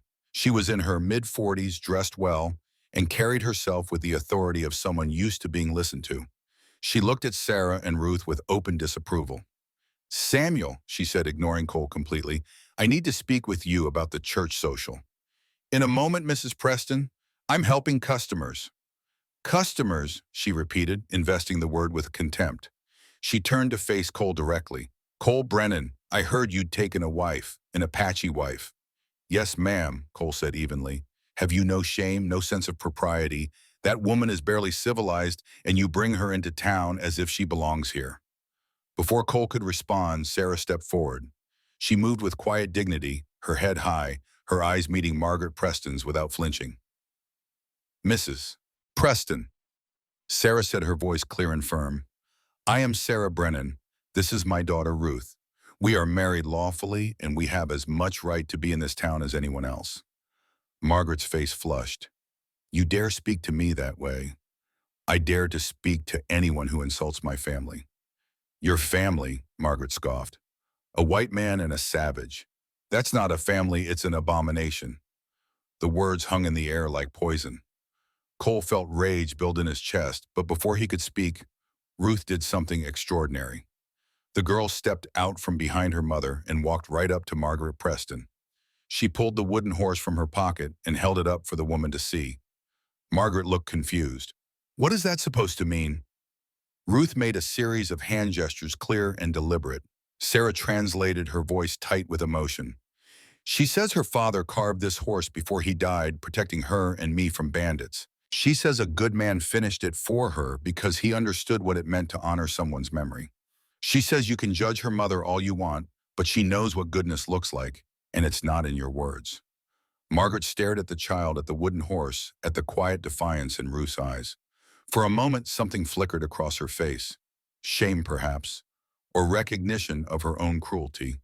Then she turned and walked out without another word. The tension in the store was thick enough to cut. Samuel cleared his throat. "I'm sorry about that, Mrs. Brennan. Margaret Preston is, well, she's set in her ways." "Her ways are cruel," Sarah said quietly, "but we've faced cruelty before. We'll survive it again." Cole paid for the supplies and they loaded everything onto Ranger. As they prepared to leave, Samuel stepped outside with them. Cole a word, Sarah took Ruth and the supplies back to the horse. Samuel lowered his voice. "There's been talk. Some men came through last week, asking questions about you, described you perfectly, said they were old friends looking to reconnect." Ice flooded Cole's veins. "How many men?" "The man I talked to said 8 in his group. Their leader had a scar across his face." "Frank Dalton. It had to be." "Where are they now?" "Don't know. They left heading south. But Cole, they know you're in the area. It's only a matter of time before they find the ranch." Cole's mind raced. He'd hoped for more time, hoped Frank had given up or moved on to easier prey, but he should have known better. Frank Dalton never gave up. "Thanks for the warning, Samuel. You need help, you let me know. I meant what I said about owing you." Cole rejoined Sarah and Ruth. They rode out of town in silence, but Sarah could sense the change in Cole's demeanor, the tension in his shoulders, the way his eyes constantly scanned the landscape. "What did Samuel say?" she asked once they were clear of town. Cole debated lying, protecting her from the truth, but she deserved to know what was coming. "Frank Dalton's gang was here last week. Sounded about me." Sarah's arm tightened around Ruth. "How close?" "Close enough. Samuel said they headed south, but that doesn't mean much. They could be anywhere." "What do? "We prepare, make the ranch defensible, stock up on ammunition. Be ready." Sarah nodded, her face set with determination. "Then we prepare." That night, after Ruth was asleep, Cole and Sarah sat at the table making plans.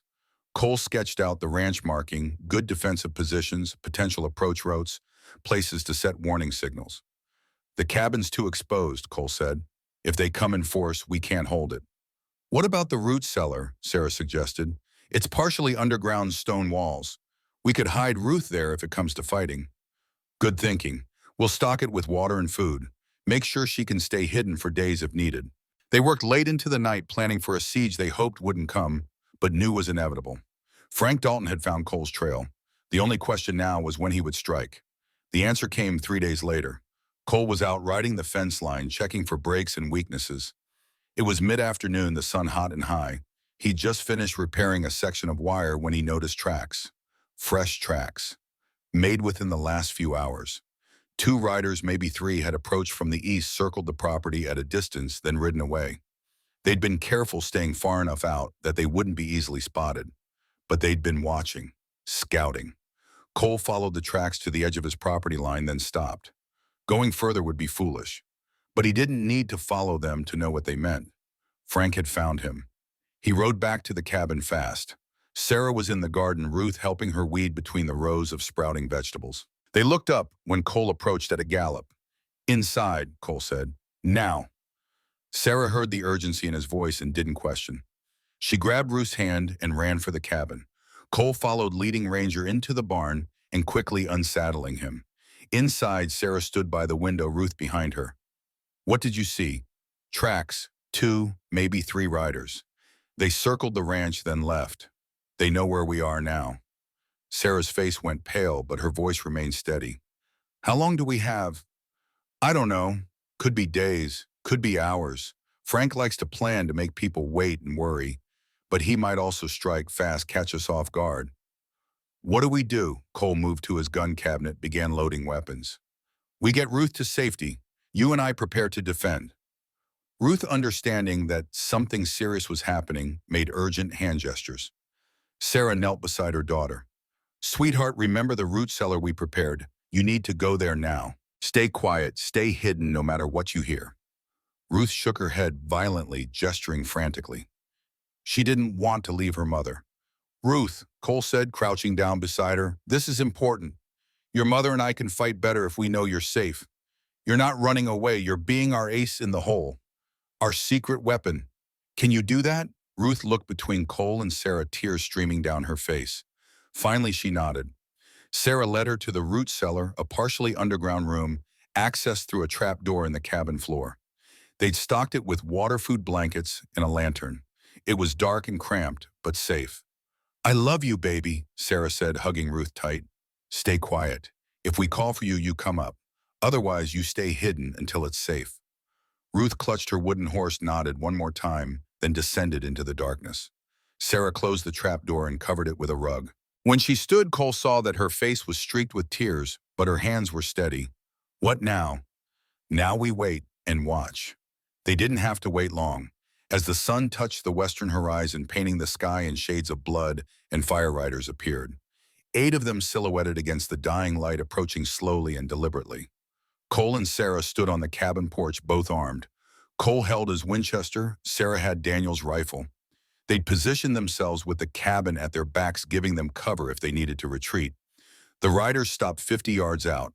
The leader, riding a big black horse, was clearly visible, even in the fading light. The scar across his face caught the last rays of sun. Frank Dalton. Cole's chest tightened. 3 years. 3 years since he'd seen the man who'd been his brother, his friend, his greatest mistake. Frank looked older. The scar was new, probably from one of the fights he'd been in since going fully outlaw. But his eyes were the same. Pale gray, cold as winter ice, filled with hate that had been nursed and fed for 3 long years. Cole Brennan, Frank's voice carried across the open ground. Been a long time. Cole stepped forward slightly, putting himself between Frank and Sarah. Frank, you going to introduce me to your new family? This doesn't concern them, your quarrels with me. Frank laughed, a sound without humor. Everything about you concerns me, Cole. You took my family, I take yours. That was always the deal. Sarah stepped up beside Cole, refusing to be protected. Frank's eyes fixed on her, assessing. Apache woman, he said. Cole always did have unusual taste. Pretty, though. Be a shame when she's dead. Touch her and you die where you stand, Cole said, his voice flat and deadly. Big words from a man who's outnumbered and outgunned. Maybe, but I promise you, Frank, if shooting starts, you're the first one to drop. We can test that theory if you want. Frank studied Cole, measuring his resolve. After a moment, he smiled. Not today, old friend. Today, I'm just delivering a message. What message? You got 3 days. 3 days to think about what you did, to remember Tommy's face when he died, to imagine this pretty woman and whatever child you're hiding dying the same way. Cole's jaw clenched. Frank knew about Ruth. Of course he did. He'd done his research. After 3 days, Frank continued, I'm coming back, and we're settling this. You can come with me, face the gang's justice, and maybe I let the woman and child live. Or you can refuse and I kill everyone and everything you care about while you watch. Your choice. I'm not going anywhere, Cole said. Then they die. But that's on you, same as Tommy's death was on you. You always were good at getting people killed, Cole. Sarah raised her rifle, sighted down the barrel at Frank. You can leave now, while you still can. Frank's men shifted, hands moving toward the weapons. The tension coiled tight enough to snap. Frank held up a hand, stopping his men. Easy, boys. The lady's got spirit. He looked at Sarah. You know what you married, ma'am? You know how many good men died because of him? I know he stopped criminals, Sarah said evenly. I know he did his duty, and I know that makes him a better man than you'll ever be. Frank's smile faded. We'll see about that. 3 days, Cole. Make your peace. He wheeled his horse and rode away, his gang following. They disappeared into the gathering darkness, leaving only dust and the promise of violence. Cole and Sarah stood motionless until the riders were completely gone. Then Cole lowered his rifle, his hands shaking slightly. He won't wait 3 days, Cole said. That's not Frank's style. He'll come sooner, try to catch us unprepared. Then we stay prepared. They went inside, opened the root cellar. Ruth emerged pale and terrified. Sarah gathered her close, whispering comfort in Apache. That night, none of them slept. They took turns on watch, expecting an attack that didn't come. The waiting was its own kind of torture, knowing Frank was out there planning, preparing to destroy everything Cole had tried to build. Morning came with leaden skies. A storm was building, the kind of massive weather system that could turn the desert into a temporary sea. Storm coming, Sarah observed, looking at the dark clouds gathering in the west. Big one, Cole agreed. We need to secure everything. Could get bad. They spent the morning preparing, bringing tools inside, reinforcing the barn door, checking that the cabin roof could handle heavy rain. The wind picked up as they worked, gusting hard enough to steal breath. By afternoon, the storm hit in full force. Rain came in sheets, driven horizontal by wind that howled like a living thing. Thunder crashed overhead so loud it shook the cabin's walls. Lightning turned the world white, then plunged it back into darkness. Cole was on the roof trying to repair a section that had started leaking. Sarah was inside moving buckets to catch the drips. Ruth huddled in a corner, hands over her ears, eyes wide with fear. The wind tore at the shingles, threatening to rip the whole roof away. Cole hammered desperately, trying to secure the section before it failed completely. Then disaster struck. A massive gust hit like a physical blow. Cole felt his feet slip on the wet wood.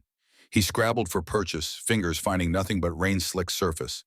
He slid toward the edge, momentum carrying him over. His hand shot out, caught the rain gutter. It bent under his weight, but held. Cole hung there 30 feet above the ground, rain hammering him, wind trying to tear him loose. Sarah, he shouted, but the storm swallowed his voice. Inside the cabin, Sarah heard the crash. Looked up and saw rain pouring through a new hole in the roof. Realized Cole wasn't making any more noise. She ran outside into the maelstrom. Found Cole hanging from the gutter, his grip weakening, his face white with strain. Sarah didn't hesitate. She grabbed a rope from the barn, ran back to the cabin. The wind nearly knocked her down twice, but she pushed through it. She tied the rope around her waist, then threw the other end to Cole. Grab it. Cole caught the rope with his free hand. Sarah braced herself against the cabin wall and pulled. Cole's weight was enormous, and the wet rope burned her hands, but she'd spent 6 months surviving the impossible. She wasn't going to lose him now. Inch by inch, she pulled Cole up. He got his feet against the wall, took some of the weight off the rope. Together, they fought gravity and storm until he reached the roof's edge and scrambled over. They both collapsed on the roof, gasping, soaked to the bone. Lightning illuminated them in stark relief against the dark sky. "You saved my life," Cole shouted over the storm. "We're even now," Sarah shouted back. They crawled to the hole in the roof, dropped through into the cabin.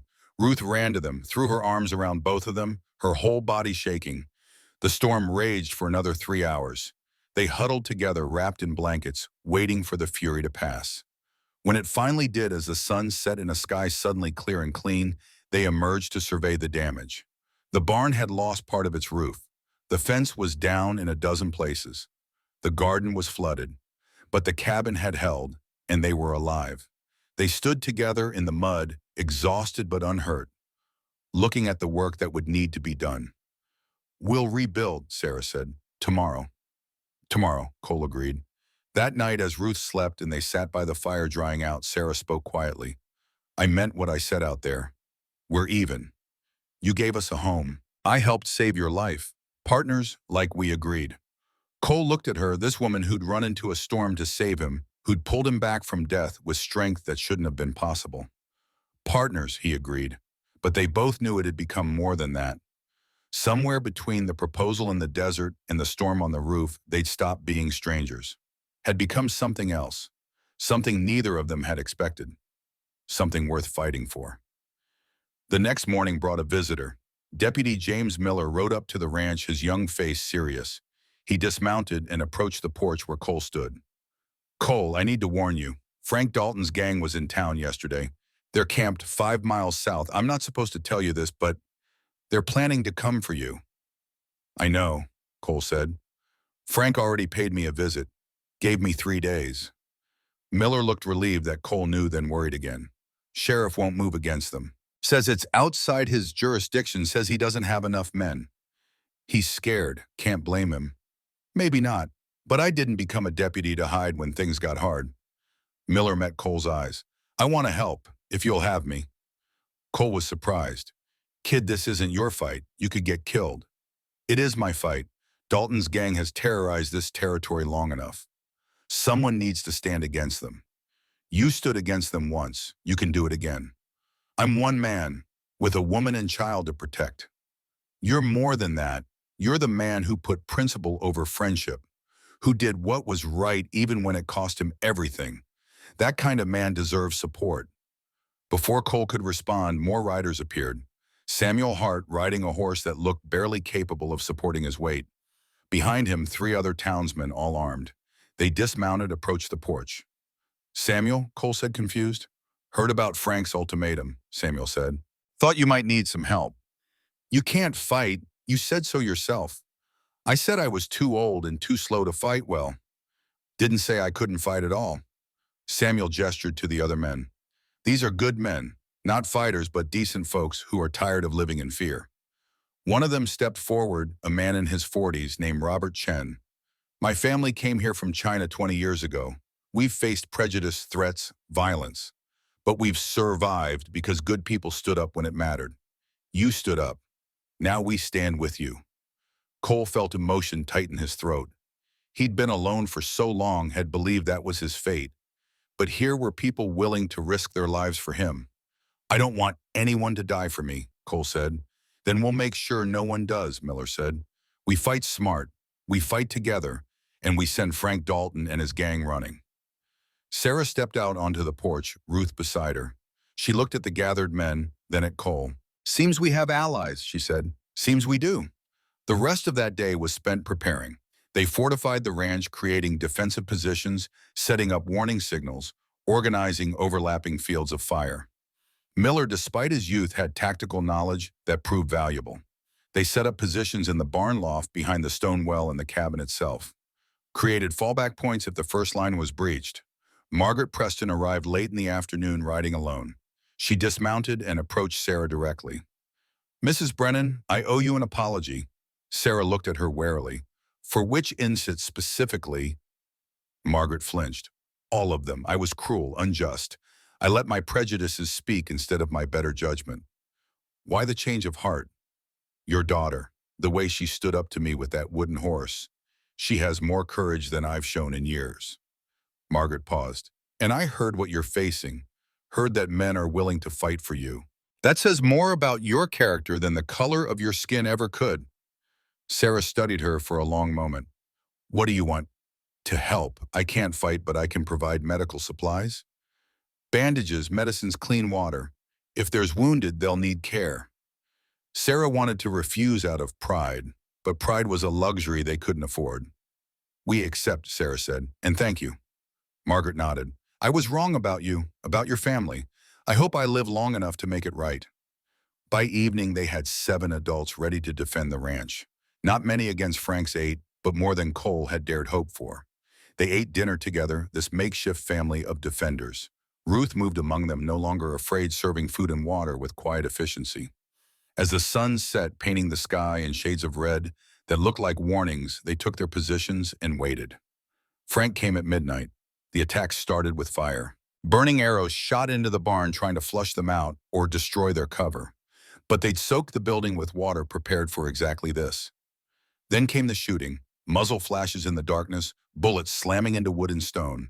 The defenders returned fire, carefully conserving ammunition. Cole was in the barn loft, Sarah beside him. They worked as a team, Cole calling targets, Sarah taking the shots. Her aim was extraordinary, honed by months of hunting for survival. Miller held the position by the well, his rifle barking steadily. Samuel and the townsmen defended the cabin, their inexperience offset by determination. The battle raged for an hour. Then suddenly the shooting stopped. Frank's voice called out from the darkness. Cole, let's end this, you and me one-on-one. Winner takes all. Cole considered it, considered walking out there, settling this like men instead of soldiers. But he knew Frank too well. This was a trap. No deal, Frank, Cole shouted back. You want me? Come get me. Then your woman dies, right now. A gunshot, a scream from the cabin. Cole's heart stopped. Sarah. But Sarah was beside him, unhurt. The scream had been Margaret Preston. They ran to the cabin, found Margaret on the floor holding her arm. A bullet had grazed her, not serious, but bleeding. Ruth was kneeling beside her, eyes wide with horror. She'd come up from the root cellar when she heard the scream. Suddenly, glass shattered. A man crashed through the window, one of Frank's gang knife in hand, going for Ruth.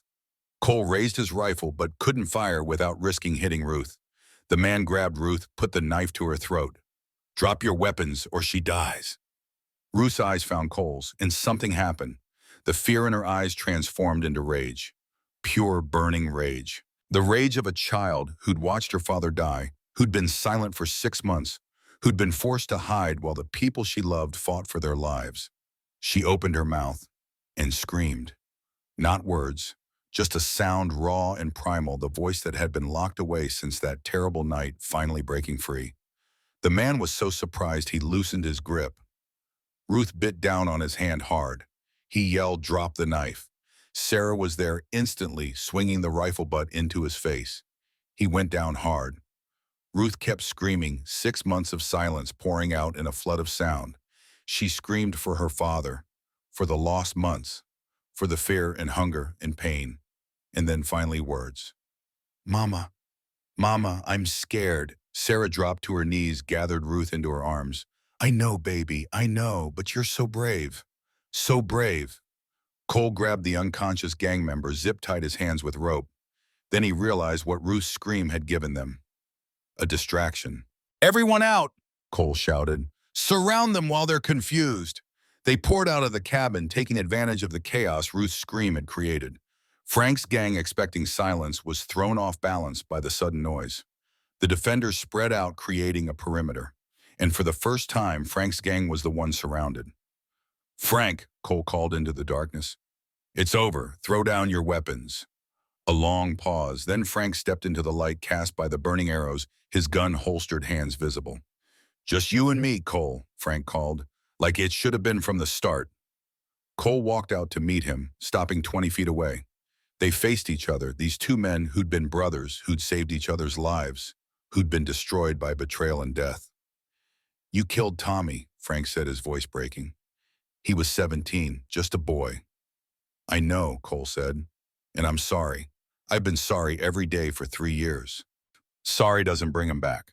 No, it doesn't. Nothing brings him back. But Frank, he didn't have to be there. You brought him to that robbery.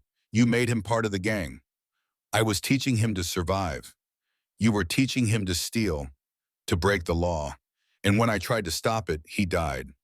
Not because I wanted him dead, but because you refused to listen. Frank's hand moved toward his gun. I should kill you right now. Maybe you should, Cole said quietly. Maybe that would end this. But then what? You kill me, my friends kill you. More death, more grief. When does that stop, Frank? When have enough people died? Frank's hand trembled. You took everything from me. And you took everything from me. We're even, drowning in blood and grief, both of us. But it doesn't have to continue. You expect me to forgive you. No, I don't deserve forgiveness. But I'm asking you to let it go, to walk away, to find something to live for instead of die for. Frank looked past Cole to where Ruth stood with Sarah, the girl who'd finally found her voice through terror and courage. That girl, Frank said. She yours. She's my daughter now, yes. She's got spirit, more than most grown men. She does. Frank was quiet for a long moment. When he spoke again, his voice was thick with emotion. I can't forgive you, Cole. I won't. What you did, what it cost me, I'll carry that forever. I know. But I'm tired. God, I'm so tired of hating. It's eating me alive, and I've got nothing to show for it but 3 years of running and killing. Then stop, Cole said gently. Put down the hate. Find something else. Frank looked at him with eyes that held infinite sadness. I don't know how. Start by walking away. Today, now, leave this behind. Find a new path. For a terrible moment, Cole thought Frank would draw anyway. Thought 3 years of hatred couldn't be undone with words. Then Frank's hand moved away from his gun. He nodded slowly. I'm leaving the territory, Frank said. Going to California. Here they need ranch hands out there. Men who don't ask too many questions. That's good, Cole said. That's real good, Frank. But Cole, I want you to know something. I won't forgive you. Ever. What you did turning us in, it was a betrayal. And Tommy's death, that's on both of us. You for setting the trap, me for walking into it. I can live with that truth. Can you really? Cole thought about Tommy's face, about the 3 years of running, about the woman and child who'd given him a reason to stop. I have to, Cole said. Same as you have to find a way to live with your grief.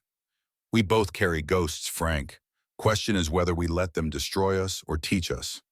Frank studied him for a long moment. Then he held out his hand. Cole took it. They shook not as friends, but as two men acknowledging shared pain and choosing to step away from the abyss. Goodbye, Cole, Frank said. I hope you build something good here, I really do. Goodbye, Frank. I hope you find peace. Frank whistled to his gang. They emerged from the darkness, mounted their horses. Frank looked back one last time, then rode away into the night. The defenders watched them go in stunned silence. When they were finally gone, a cheer went up. They'd survived. They'd won without losing anyone. Ruth tugged on Cole's sleeve. When he looked down, she spoke. Her voice was rusty from disuse but clear. Did we win, Cole? Cole knelt down, pulled her into a hug. Yeah, sweetheart, we won. Good, Ruth said. I was scared, but Mama says scared is okay if you keep going anyway. Your mama's a smart woman. Ruth hugged him tight. You're my papa now, right? That's what Mama said. Cole felt tears sting his eyes. If that's all right with you. It's all right, Ruth said seriously. You finished my horse. You teach me stuff, and you make Mama smile. That's what papas do. Sarah joined them, wrapped her arms around both of them. The three of them stood there in the mud and the aftermath, a family forged from desperation and sealed by courage. The next months were healing. They rebuilt what the storm and battle had damaged. The garden grew, providing food. The fence was repaired, stronger than before. Ruth's voice grew stronger too, though she still preferred silence, sometimes comfortable in the language she'd developed with Sarah. But she spoke when it mattered and laughed often, the sound like music. The town gradually accepted them. Margaret Preston became a regular visitor, bringing supplies and friendship. Samuel Hart extended credit when money was tight. Deputy Miller, promoted to sheriff after the old man retired, made sure they were protected under the law. Cole and Sarah's marriage remained one of partnership and respect, but slowly, carefully, it became something more. Affection grew into love, though neither spoke of it directly. Some things were better shown than said. 6 months after the confrontation with Frank, Sarah discovered she was pregnant. She told Cole one evening as they sat on the porch watching Ruth play in the yard. "We're going to have a baby," she said simply. Cole felt joy flood through him, followed quickly by terror. A baby? Really, really. I don't know how to be a father. You're already Ruth's father. You'll learn the rest. And he did. When Daniel Cole Brennan was born in the spring of 1879, Cole held his son with shaking hands and swore to be better than his past to build a legacy worth leaving. Ruth adored her baby brother, helped Sarah care for him, sang him Apache lullabies their grandmother had taught her. The ranch prospered. They added chickens, then a cow, then more land. Cole taught Ruth and eventually young Daniel everything he knew: how to work the land, how to shoot, how to survive, but also how to read, how to think, how to choose what's right over what's easy. Years passed. Ruth grew into a strong young woman, married a good man from Red Creek, gave Cole and Sarah grandchildren. Daniel grew tall and capable, took over the ranch when Cole's joints finally protested too much labor.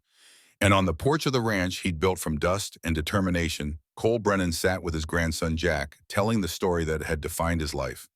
"So you see," Cole said, his weathered voice still strong despite his age, "I made hard choices, lost people I loved, carried guilt and grief, but I didn't let it destroy me.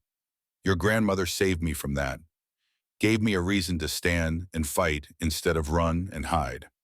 Jack, 18 and facing his own uncertain future, listened with new understanding. "And Frank Dalton, did you ever hear from him again?" "Once," Cole said, 10 years later. Got a letter from California. He'd married, had a ranch of his own. Said he still couldn't forgive me, but he'd found a way to live with it. That was enough." "Do you still think about Tommy?"